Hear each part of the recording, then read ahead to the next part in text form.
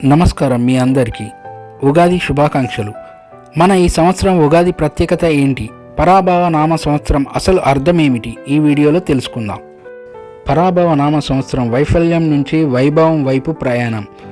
ఉగాది పండుగ మరియు పరాభవ నామ సంవత్సరం యొక్క విశిష్టతను వివరిస్తూ ఆధ్యాత్మిక మరియు వ్యక్తిత్వ వికాస సందేశం. తెలుగువారి పండుగలలో ఉగాదికి ఒక ప్రత్యేకత స్థానం ఉంది. ఇది కేవలం క్యాలెండర్ మారే రోజు మాత్రమే కాదు, మన ఆలోచనలను ఆశయాలను కొత్తగా నిర్దేశించుకునే సమయం.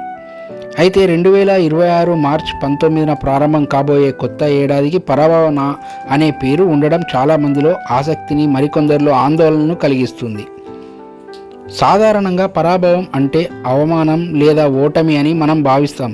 కానీ ఈ పేరు వెనుక ఉన్న లోతైన ఆధ్యాత్మిక అర్థం తెలిస్తే మనం ఈ ఏడాదిని ఎంతో ఉత్సాహంగా ఆహ్వానించాలో అర్థమవుతుంది. పరాభవం అంటే ఏమిటి? సంస్కృత భాషలో ప్రతి పదానికి ఒక లోతైన భావం ఉంటుంది. పరాభవ అనే పదాన్ని విడదీసి చూస్తే పర అంటే అత్యుత్తమమైన, గొప్పదైన లేదా అతీతమైనదని అర్థం. భవ అంటే పుట్టుక లేదా స్థితి అని అర్థం.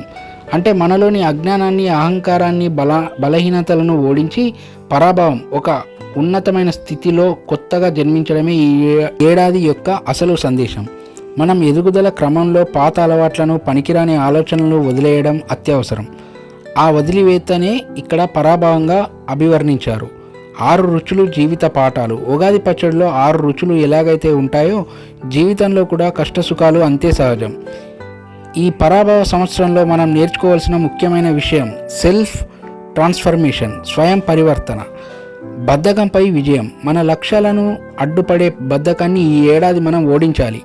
అది జరిగినప్పుడే మనం విజయం వైపు అడుగులు వేయగలం.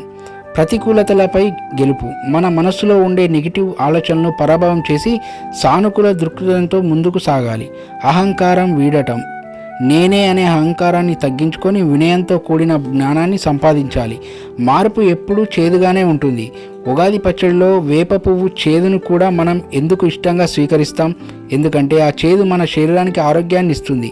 అలాగే జీవితంలో వచ్చే కొన్ని కఠినమైన మార్పులు ప్రారంభంలో ఇబ్బందిగా అనిపించినా అవి మనల్ని మరింత దృఢంగా మారుస్తాయి.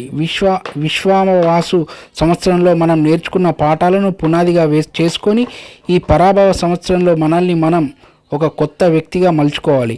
2026 ఉగాది మనకు ఒక కొత్త ఆరంభం. 2026 ఉగాది మనకు ఇచ్చే గొప్ప అవకాశం ఏమిటంటే మనల్ని మనం పునర్నిర్మించుకోవడం. ఓటమిని చూసి కుంగిపోకుండా దాన్ని గెలుపుకు మెట్టుగా మార్చుకోవడమే ఈ పరాభవ నామ సంవత్సర విశిష్టత. చీకటిని ఓడిస్తేనే కదా వెలుగు వచ్చేది.